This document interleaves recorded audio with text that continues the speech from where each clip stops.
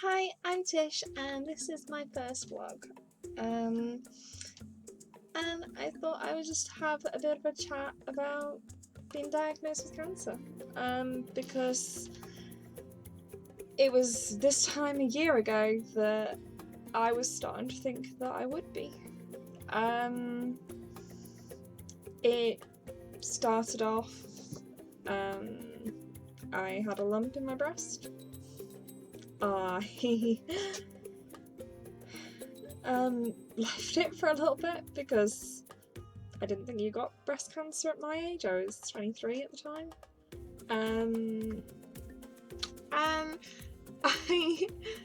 So I put it off thinking, I don't know,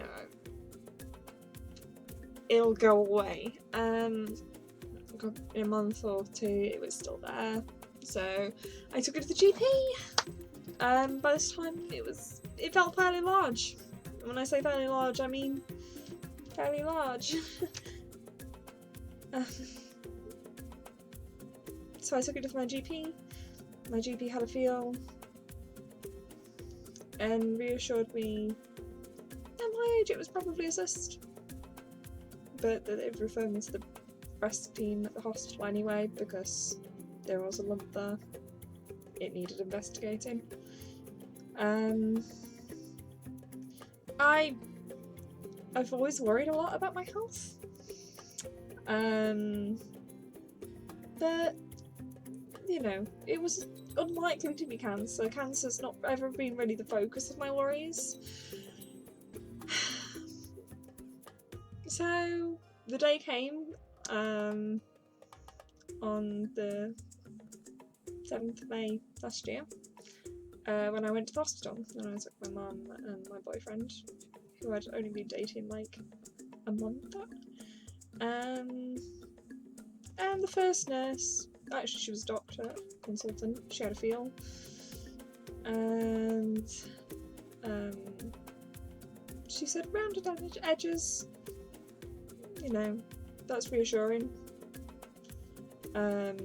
However, I'd begun to think there might be another lump under my armpit.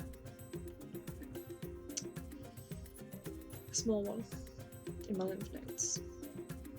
And she had a feel, and it wasn't easy to tell. That was the thing about my cancer. Like, I thought I was checking my breasts. Like, you know, you have a quick, you know, and I thought I was checking. But that's the thing, mine was in the upper outer quadrant, and even at the size it was easy to miss. Even my doctors, my oncologists were saying it was easy to miss, and that's why it's really, really important, A, to check, but B, to check properly.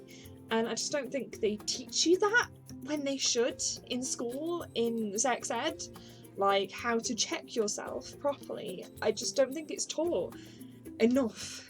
You know, I wasn't taught it, you know, maybe some of you were, but shouldn't everybody? You know, you go around with the palm of your hand like a clock all the way around, and that was how you could feel the lump in my breast. So at that point I was feeling a bit reassured, but you know, I had to go and have an ultrasound anyway, with the rest of the women who were there at the breast clinic. So I'm sat in a waiting room, I go down, admittedly very nervous, but still feeling reassured that, oh, it's probably a cyst. My mum had said it's probably a cyst, the doctor had said it's probably a cyst. They were saying you won't even have a mammogram because of your age, you know. Even as the nurse led me into the ultrasound room and I said, this is a scary room, she was saying, oh, you know, you'll be in and out and going home before you know it. And I was laid there in that ultrasound room, and everything was fine until she just paused a little bit too long.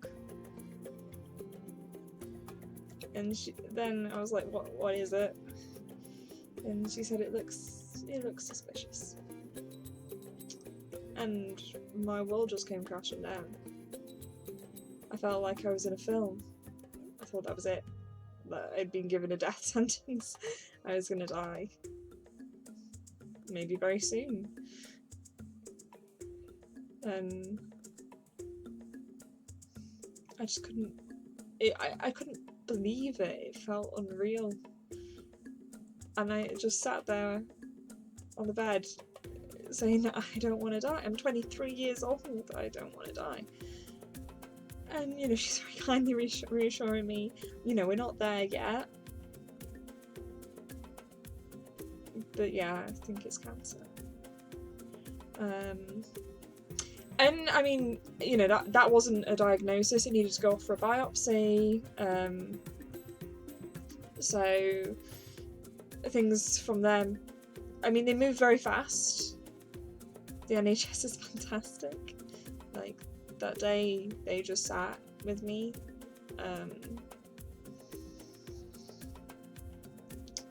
They didn't rush me.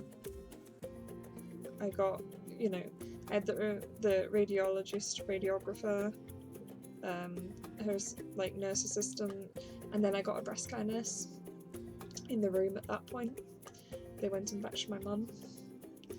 They explained to my mum on the way what was happening, and that I was going to need a biopsy, that we'd start with the biopsy. Oh boy. Oh boy, did we start with the biopsy, like this needle staple gun horror thing, like horrible. So anaesthetic into my breast and my armpit, and oh yeah, there was another lump in my armpit, you know, which is not good. You know, that's not good. So yeah, they took the samples. That was the worst thing that had happened to me, like, ever up at that point. Ow! It sounded horrific, it felt horrific. But they took the samples. And then I needed to go and have a mammogram! Which hurt, given that they'd, you know, just into my breast, that they then squished. This side didn't hurt. Funnily enough, like, mammograms don't hurt in general. I think it was just that I just had a biopsy, so ow. So I had the mammogram. I got to go out the special back entrance, so you know, I got to, because I mean, I didn't cry at that point. I think it just didn't feel real. I just think I was in shock, and very quickly I started realising that humour was the way to cope. We were making jokes in the car on the way back. I had to, we phoned my stepdad, and I had to explain from the car I probably had cancer. I phoned my dad when I got back, and it's like, hi! So, it's probably cancer! And I think that kind of crushed him a bit, and I don't think I delivered that news the best way I could. Because I was trying to, I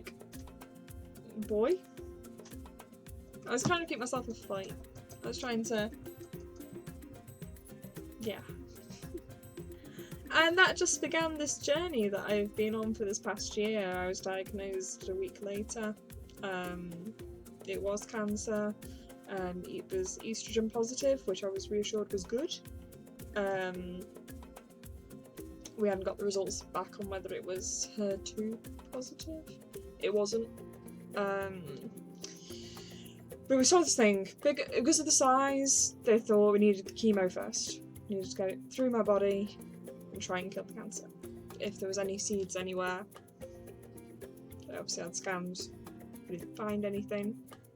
But we thought chemo first. So I had months of chemo. I had Fec-T.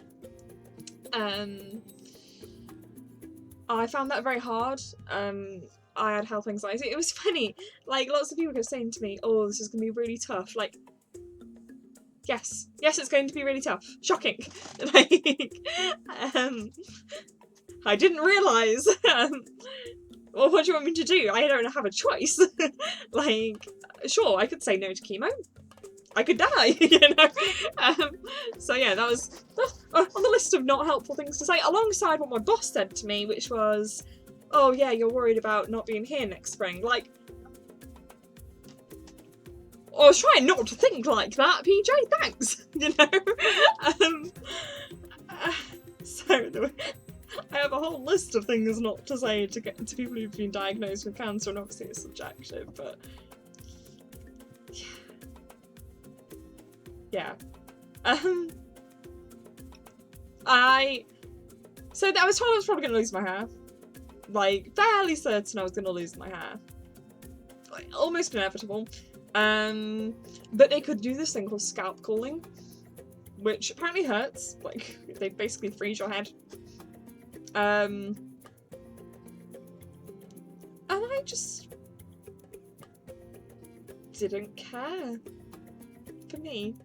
They told me I had 50% chance of working, and I thought it grossly extended the amount of time you had to spend at chemo, for a start. For about 50% chance of, and not just working, I mean 50% chance, and then that it wouldn't be noticeable to other people. But you would still probably have a lot of hair thinning, and you would probably notice. And the idea of clinging to it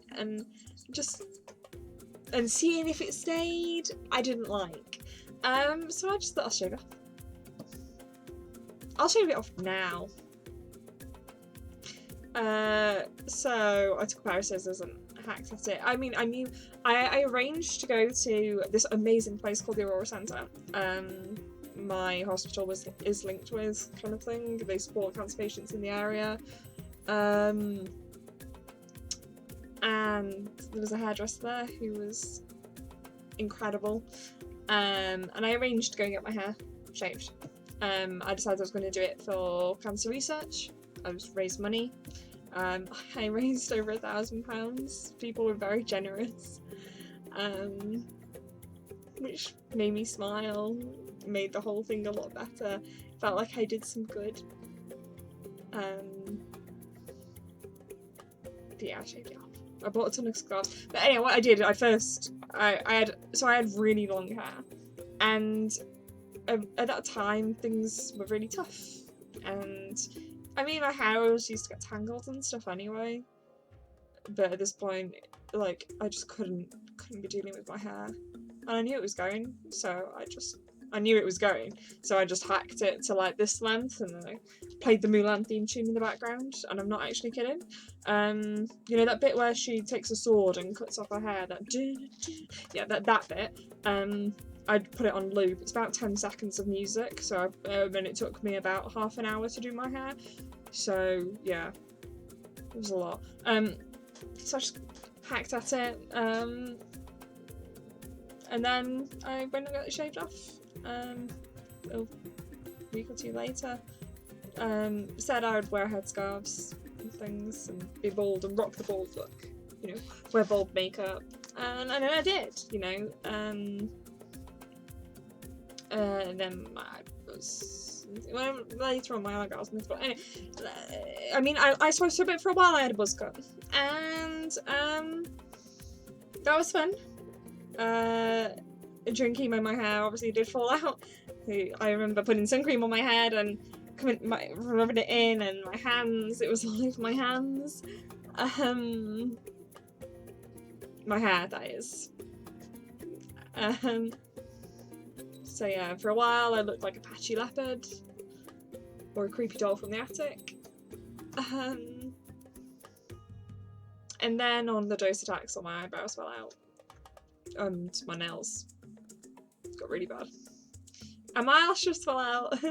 And there were times I looked really, really sick. Like, I was bald. I had no facial hair. I had no hair anywhere. I think I looked fairly sick at that point. But I discovered the wonderful world of wigs. Thanks to the Teenage Cancer Trust, I had to do a stint in one of their units. I had a high temperature. One high temperature reading, I hasten to point out, on a Sunday morning. I'd got out of bed and taken my temperature, like, under my armpit with my thermometer. and it was slightly raised. So when it's above a certain level, you have to call when you're on chemo, because you don't have the same ability to fight infections. So I called. Sorry, it's like, I'm gonna need to give you antibiotics. So I'm thinking, alright, so I get my housemate to drive me in. I'm thinking, great, I'll just pop in antibiotics. Gone. Oh no, oh no. So I get in and they're like, right, blood test. Let's get a cannula in. It's like, okay. Fantastic. So I'm getting a cannula in my arm. We're going, alright, we're gonna give you intravenous antibiotics.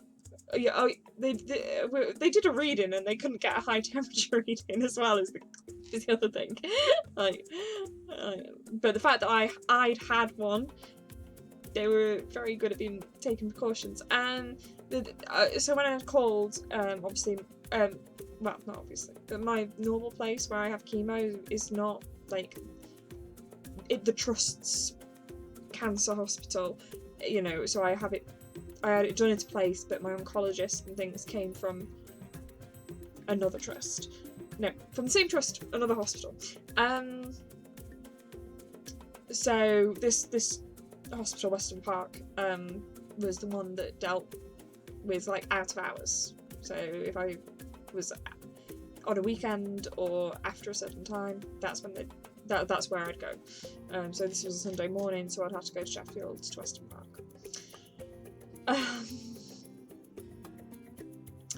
So yeah, they like. But the good thing about going to Western Park is they saw me on the teenage cancer unit, which was just the best. Like, it was a really sucky time, but it was like a really sucky time in a nice holiday place. Which sounds really daft, but like the rooms were phenomenal. They had TVs and DVD players in the rooms. There was this chill out room with like a TV and a jukebox, and like the stuff, and it was like, I think there might have been one other person there. I don't know because I didn't see them, but like it was the level of personal attention that you got was really high. So anyway, I'm there. They're bringing me toast and tea, but yeah, I don't know, I'm freaking out because my mum had an allergic reaction to intravenous penicillin, and I'm like, but I'm having it, and I'm fine. I'm panicking, but I'm fine. And my blood's come back, and they're on the floor. So they're like, yeah, you're not going anywhere. And at this point, my temperature's normal. Like, I'm getting paracetamol and things, but my temperature was normal when I came in. Anyway, so that was why I did a stint at the teenage cancer unit. I was there for a night, nearly 2. I bargained my way out because I was fairly sure I was fine. It was a weird couple of days. But maybe I'll talk about it at some other point. But yeah. Where was I going with this? Rambles. I ramble a little bit. Oh yeah. So, but while I was there, this woman from the Teenage Cancer Trust was like, right, let's sort you out some Rotorua tickets and wigs. Let's talk wigs. I kind of at the start said I wasn't going to do wigs. The idea of wearing someone else's hair and synthetic hair felt weird. But I was like, okay, sure. And she said we could arrange for a Little Princess Trust wig and a synthetic wig for you for free. Fantastic. So yeah, I got my Little Princess wig. Bright red. I love it. It's amazing. I will do a video on it soon. And a blue wig. At the time I felt very unwell, but yeah, it was good. Like it's weird because I've had some amazing times over the past year. Like I went to a Rita Ora concert. Not that I listened to much of my music beforehand, but it was still really cool. And I got to see lots of my family, and have amazing, like, get to meet amazing people, like, chat with them. It's been amazing. Like, the nurses and people, they're just wonderful. I just developed this new appreciation for like the little things more than anything. Like, after my mastectomy, so after chemo I had surgery.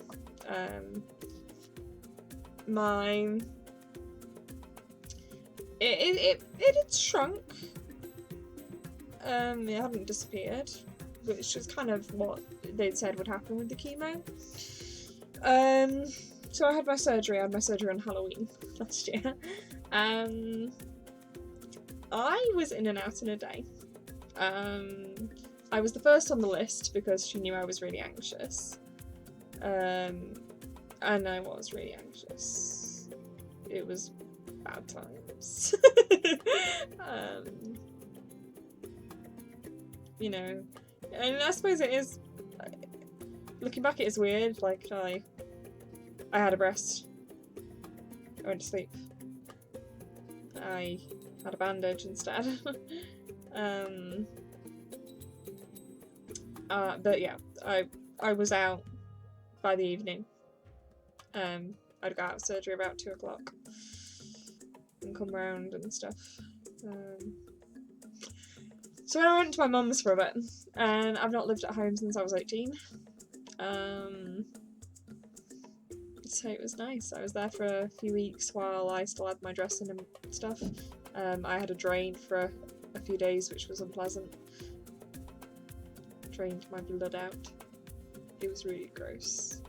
I couldn't reach for things, like my arm, I couldn't bend it properly, so I would go for like toast or something, like the salt and pepper in the middle of the table, like, and I remember playing cards, but I had a fantastic time because, like, I was getting to spend time with my mum and stepdad, and so Luigi's Mansion 3 came out.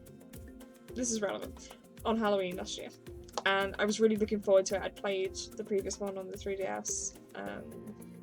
It looked fantastic. I was like, yeah.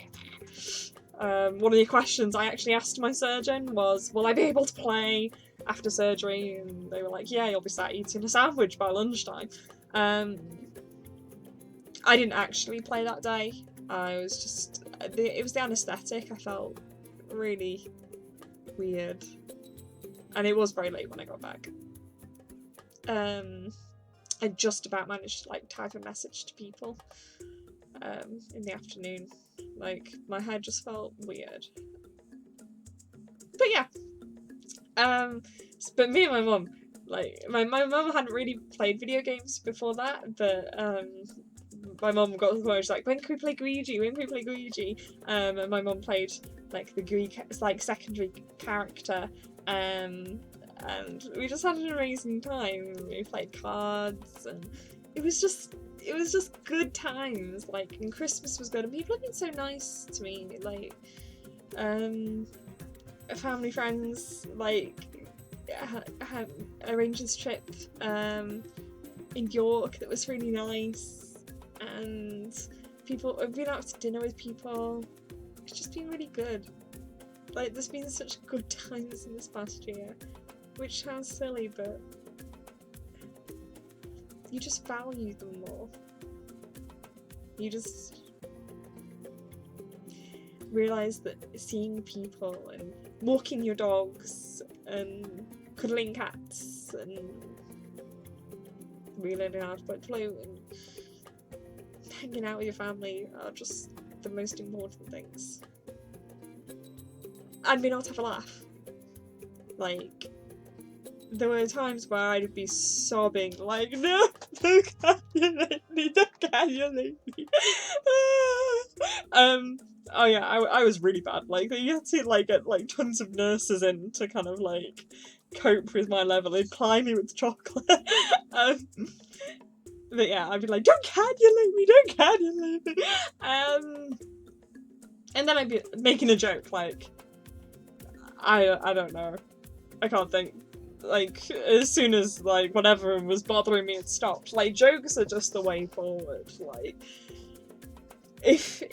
I mean, I'm not sure anyone's watching this, but if you get diagnosed with cancer, or you have been diagnosed with cancer, my advice is laugh. Which sounds stupid, but it helped. Like, Friends, watching TV show Friends, got me through chemo. I laid on the sofa and just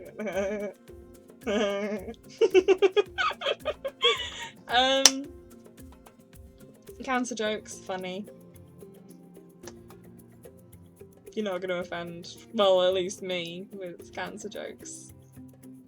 Apart from perhaps the morbid ones are a bit touch and go, depends on my mood. But yeah. And, you know, people say brave, inspirational, all those kinds of things. You don't feel brave, you don't feel inspirational.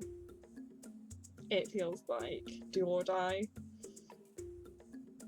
I didn't.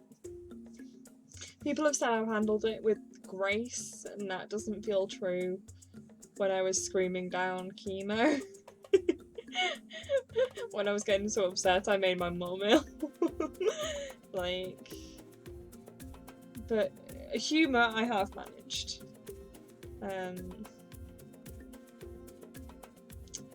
I actually have been writing about my past year. And I would like to, like, perhaps at the end of this video or in another one, read just like an excerpt or two. It's funny. I think it's funny. Like, so what I've been through has been quite. I mean, I had radio after surgery. I'm on hormone therapy.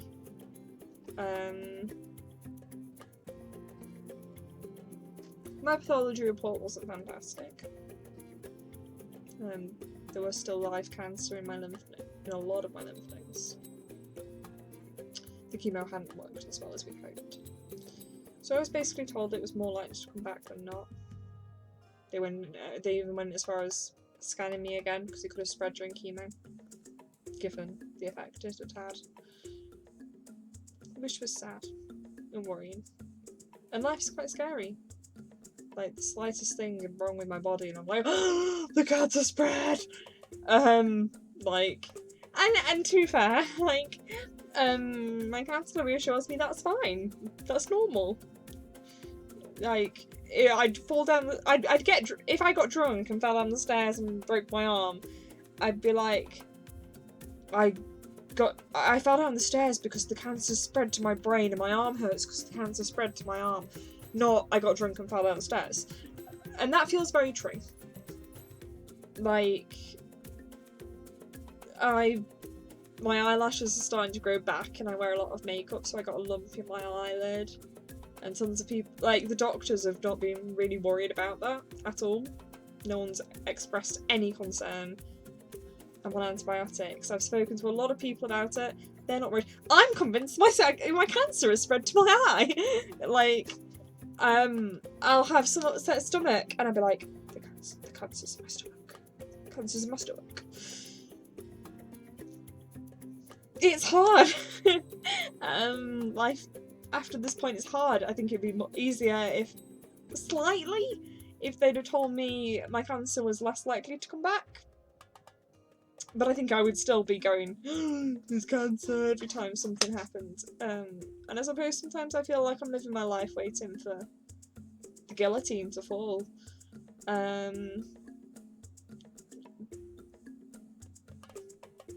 we are all gonna die. Nobody knows when they're going to die.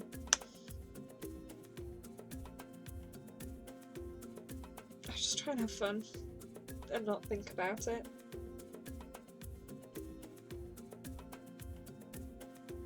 And try and make prostheses out of resin. It didn't work very well. I think what went wrong was, sorry, this is a bit of a tangent, but I think I didn't like have enough resin, so it wasn't big enough.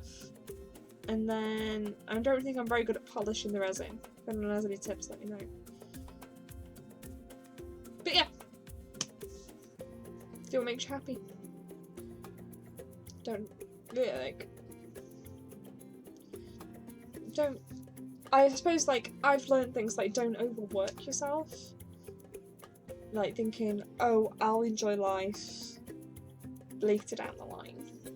Like, I'll work through the evenings, I'll work the weekends. No. Have a work-life balance, because if you get hit by this tomorrow, what was the point? All this money. What's the point? So work-life balance. Have fun. Cuddle animals. If you like animals. Cuddle people. So this was my first vlog. It was a bit heavy, perhaps for a first vlog. I don't know. Cancer shit. But it happens. It happens at my age, it happens younger. It happens older. I think we just need to be nice to each other. Do good for people around you and strangers. Do good. And have fun.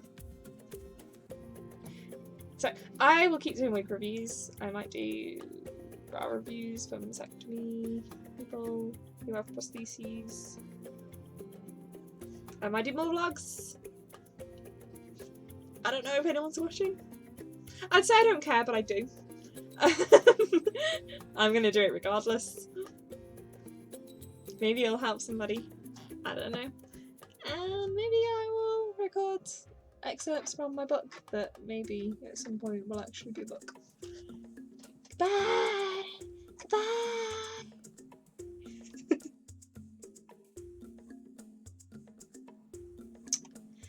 Everyone told me it'd be fine. That it'd just be a lump or a cyst or some other benign thing that women my age are prone to. You're 23, they said. It'll be absolutely fine. Spoiler? It wasn't. It's not that anyone discouraged me from going and getting this thing checked out. Not at all. Rather, it's that in my head, this was totally benign and going to be fine. My family and friends, perhaps barring one maybe slightly clairvoyant friend from university, were suitably concerned but reassuring that the chances of it being something threatening at my age were slim. The GP was reassuring as he made me the referral. The nice older ladies in the waiting room assured me they all had benign conditions, that at my age I wouldn't even be having a mammogram, that I was so unlikely to have anything other than a benign cyst type thing. This general reassurance even concluded my first breast examination at the hospital. They should be assured me that the smooth edges probably meant that it was benign. And then it followed me into the dark ultrasound room where this friendly young nurse assured me I'd be in and out and home soon in response to my proclaimed, "Oh, this is a scary room." And it was indeed a scary room. It was the room in which I was told that the large lump in my breast looked suspicious and that I did have another lump in the lymph node. The room was atmospherically dark and medical, minus the office blowing fan in the warm room. The radiologist and the nurse were friendly and reassuring, but as they gazed at the screen, I could feel my anxiety mounting.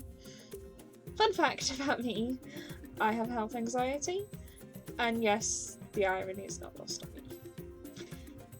My diagnosis has given me some important life lessons about the ridiculousness of worrying.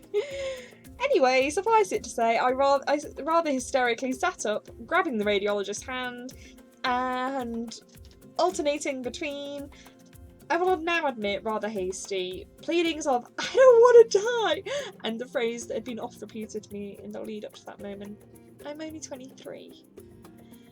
What followed I can recall in a fair amount of detail, but to keep this brief, it involved the nurse hastily getting my mum from the waiting room, where she'd been sat with my poor boyfriend of like 2 months, and a breast care lady nursey person, who I assume is for those special people like me who suddenly don't just have a cyst.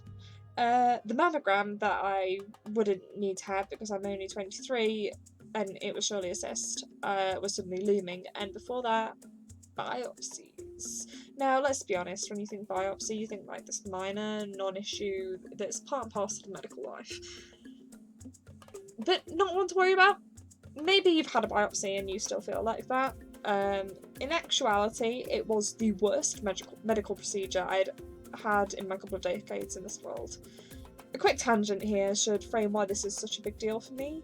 I hope you'll excuse me. A few months before that moment, I'd needed blood tests.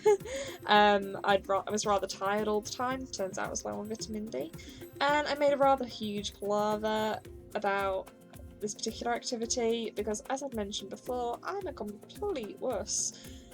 It resulted in me not being able to have it done at my local GP. A lot of local numbing spray, a patient phlebotomist, a comfy chair, moral support, I mean very brokenly telling the story of how I adopted my 3 rescue cats. A recurring strategy I employed throughout this year. Due to my distress, my storytelling rather left something to be desired, at one point resulting in some deep existential questions about my furry babies, to the effect of, but they weren't really there, they weren't really there, they weren't really there. As I felt this rather mild sting in my arm, and a desperation for the offending objects to be removed from said arm. What I was actually trying to tell the nice phlebotomist and my housemate was that I'd adopted cats for which the rescue centre had no room, and thus effectively took the malnourished, fully ridden human-shy creatures from this man's car boot. Anyway, the point I'm trying to make here is that I'm absolutely yellow-bellied, medical procedures are a nightmare fuel for me, and thus a couple of minutes to get my head around having a biopsy was rather traumatic. That being said, it was nowhere near as traumatic as the thought of dying of cancer.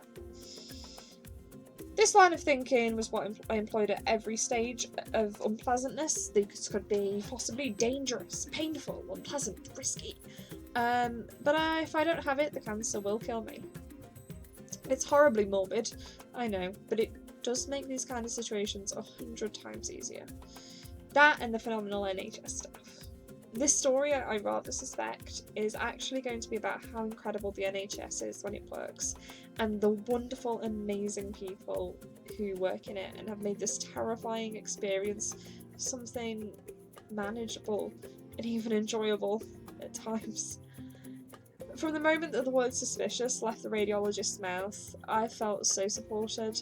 Yes, certainly by friends and family, but just as much so by the NHS. As I was sat cross-legged on that paper sheet on that bed in that dark room, shredding the tissue that the nurse had kindly handed me for tears that wouldn't come, there was no rush. Often with medical situations, I feel as if I'm being hurried along as quickly as possible, which does very little for my nerves, but is completely understandable given the strained resources of the NHS. In this moment, and the many after it, there was none of that, however. They let me sit there and digest it. They let me decide when I wanted to start talking about what happens next. They even used one of the biopsy's staple gun horrors to demonstrate to me what sound I would hear as it shot into my breast and armpit tissue samples. I was able to ask all the questions that I wanted to. It was exactly what it needed to be. My planning scan was a very important day for me because it was the day that I got my street cred. My brother was already immensely cool, covered in tattoos, with wild and crazy stories for each of them.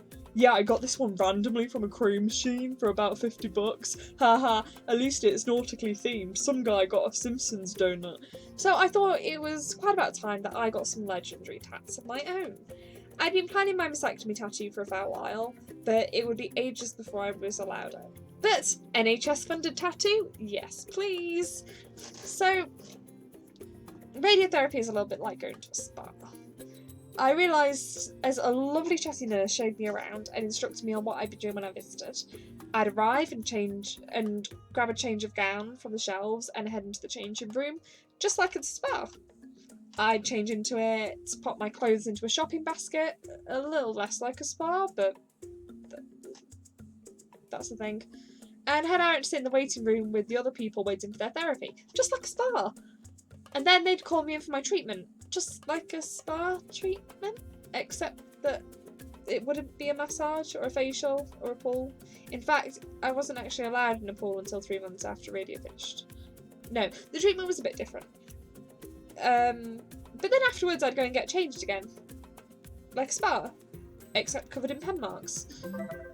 Anyway, now I understand of what would happen when I came for my radiotherapy, and I met my doctor and we discussed the risks and the long-term effects. When we came around to discussing the risk of it causing cancer, she was keen to ensure that I knew that the risk of this causing cancer was insignificant compared with my current risk.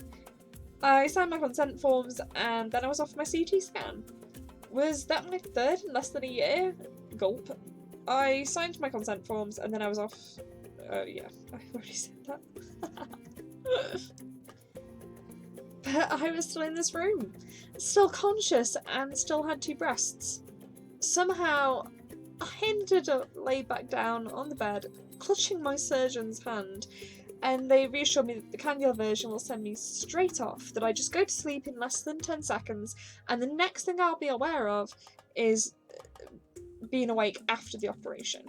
So the cannula has to go in, but I'm just focusing on my surgeon, and we're talking about my cats or my dogs or something, and I'm squeezing her hand very tightly, and I'm aware that that's not a fantastic idea given that she's meant to be cutting out my cancer with those hands in a few minutes, but the cannula goes in quickly and easily, and honestly I wasn't feeling as terrified as I had been, because from what they were promising me, this way couldn't possibly be as bad as what I'd just gone through.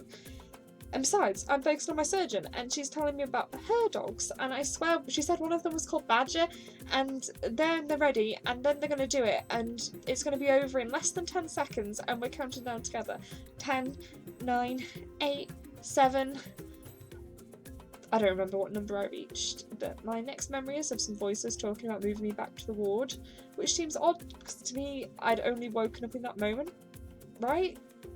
I can feel the bed I'm on moving, and they're like slipping or rolling me onto another bed, and then I can see that I'm back on the bed in the ward, and there's a weird sensation going on in my legs, and I have a blanket on.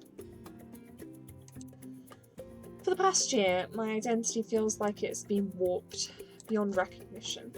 Sometimes this has been in ways that are painful and that hurt, where I've come face to face with my own weakness, with my own limits. But then there's been other ways, where the hellfire of chemo in my veins and the threat of death has made me braver than I thought I could be. I've discovered that I'm funny, and that even when I've been literally sobbing with fear a minute earlier, I can still crack a wry joke about life. I realised that I'm positive, that I'm able to seize the day and enjoy the good moments in it, even though there are some horrendous parts, even if I was told I had cancer. I found that I'm strong. Not even just in relation to my illness, but when everything is stressful, I've realised that I'm not limited by my cynicism. That I can be a believer in hope and in love.